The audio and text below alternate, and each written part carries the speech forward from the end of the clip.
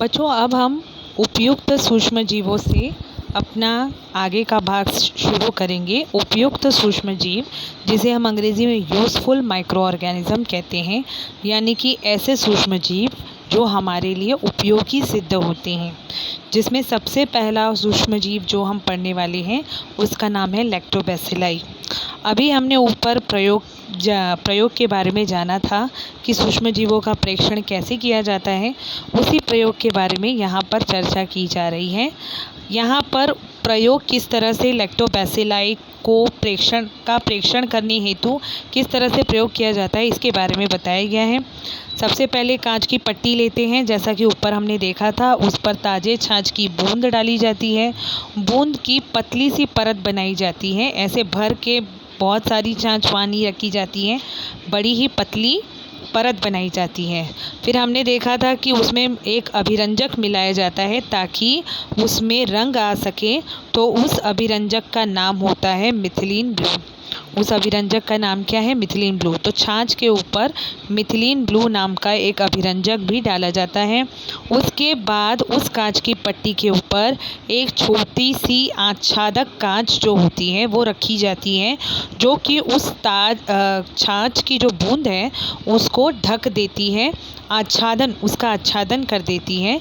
इसके बाद क्या होता है, हम उच्च क्षमता वाले जो सूक्ष्मदर्शी होते हैं उसका उपयोग करते हैं लैक्टोबैसिलाई का निरीक्षण करने के लिए।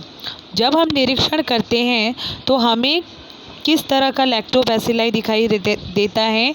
नीले रंग की तीली के जैसा और हिलता हुआ, क्योंकि ये जीव है तो हलचल तो करेगा ही, तो सजीव हलचल करता हुआ दिखलाई पड़ता है, जो कि लैक्टोबैसिलाई होता है। इसकी जो आकृति होती है वो आयताकार होती है।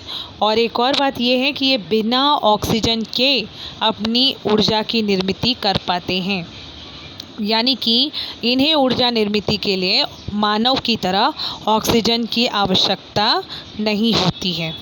ठीक है, अब हम आगे जानेंगे कि दूध से दही कैसे बनता है।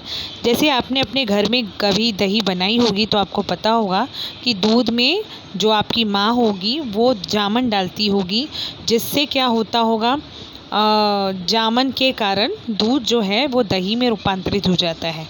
पर उसके पीछे का वैज्ञानिक कारण क्या है वो आज हम समझेंगे।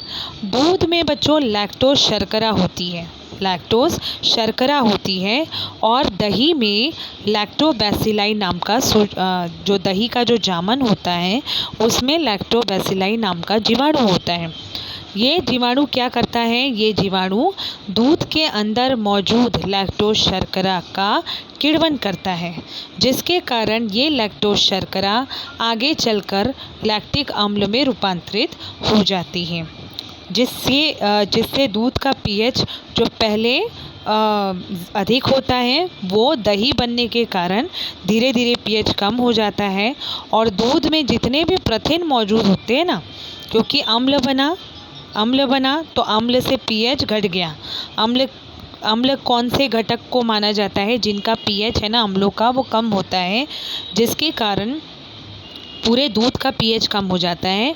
जैसे ही दूध का पीएच कम होता है, दूध के अंदर मौजूद प्रथिन जो होते हैं वो जमा होने लगते हैं, यानी कोएगुलेट, स्कंदन उनका होने लगता है, जमना शुरू हो जाता है। और जिसकी वजह से जो पूरा का पूरा प्रथिन जो जम रहा है वो पानी से अलग हो जाता है, और इस तरह से दूध का दही में रूपांतरण होता है। ठीक है, और दूध की तुलना में दही का स्वाद जो है वो भी उसमें भी अंतर होता है। आपको पता होगा दही जो होती है वो खट्टी होती है।